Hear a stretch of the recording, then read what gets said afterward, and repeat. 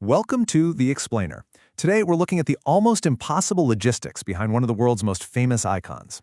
We're talking, of course, about the Empire State Building and the incredible secret that made its construction even possible. You see, this wasn't just a construction project. It was a logistical puzzle on a scale the world had never, ever seen before. And the way they solved it, well, it was an idea so audacious, you almost won't believe it's real. So yeah, how do you pull that off? 13 months. To even begin to answer that, we have to travel back to 1930 and really get a feel for the incredible pressures, the intense rivalries, and just the sheer ambition that was driving these builders.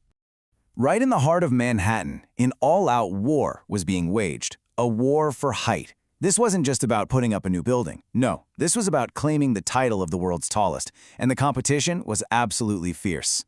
And this race, it was personal. The rivalry with the nearby Chrysler Building got so intense that the plans for the Empire State Building were changed a staggering 15 times during construction. It went from a planned 50 stories all the way up to 102, just to make absolutely sure it would tower over its competitor. Now, to win this race, the engineers had to solve a completely mind-boggling problem. We're talking about 365,000 tons of material, steel, stone, you name it, all needing to be moved with surgical precision onto one single, crowded city block. And that right there, that's the real heart of the challenge. You see, the test wasn't just the final height, it was getting there at lightning speed. And that meant managing a non-stop, perfectly synchronized flow of materials. A single mistake could have been catastrophic for the whole schedule. Just try to picture this for a second. 500 trucks every single day, all descending on this one spot. Without an absolutely ironclad system, this would have created total gridlock, absolute chaos in the already busy streets of New York. So the delivery schedule became legendary for its zero-tolerance policy. A single delay could throw the entire workflow off for thousands of people. So the rule was brutally simple. If your truck was even a few minutes late, you were turned away, no excuses, no exceptions. Come back tomorrow. Okay, so getting all that stuff to the site was one massive hurdle. But then what? Once you've hoisted tons of steel girders and stone blocks hundreds of feet in the air, how do you get them where they need to go? That was a totally different, and you could argue, a much trickier problem.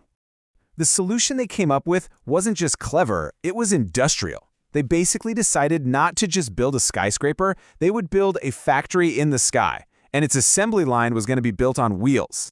And the inspiration for this radical idea? Well, it came from the one industry that had mastered moving heavy stuff across huge distances: the railroads. That's right, I'm not kidding. Their secret weapon was a miniature railroad system. They literally built it floor by floor as the building rose into the sky, a railroad in the clouds. This internal railroad was basically the building's circulatory system. Once materials were lifted up, they were loaded onto these little carts and just pushed along the tracks, pumping supplies exactly where they were needed the moment they were needed.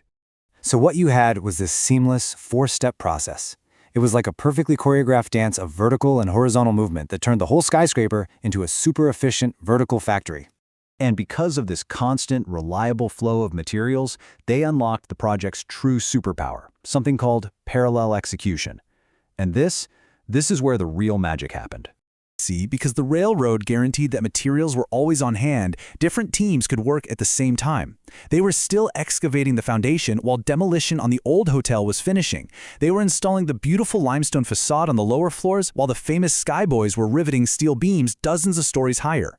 The building was literally being finished from the bottom up while it was still being built from the top down. So what did all this get them? What was the result of this incredible, perfectly engineered system of trucks and derricks and railways? Well, the numbers are almost impossible to wrap your head around even today. A massive workforce, 3,400 people, was kept constantly busy, constantly productive. Thanks to that little railroad, nobody was ever just standing around waiting for materials. The work simply never stopped.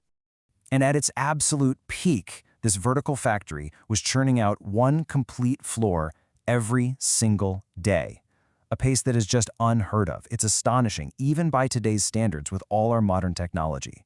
And the grand prize at the end of all this? From the moment the first steel column was set to the day the project was officially done, it took just 13 months. They had won the race to the sky and created a global icon in just over a year. And if you want to put that into perspective, just think about this. The Burj Khalifa, the current tallest building in the world, took 6 years to complete. The Empire State Building, with 1930s technology, did it in 13 months. And really, that's the thing to remember. The true innovation here wasn't just the height of the building. It was the revolutionary industrial process that created it. It truly was a factory, designed for the sky. It just leaves you wondering, doesn't it?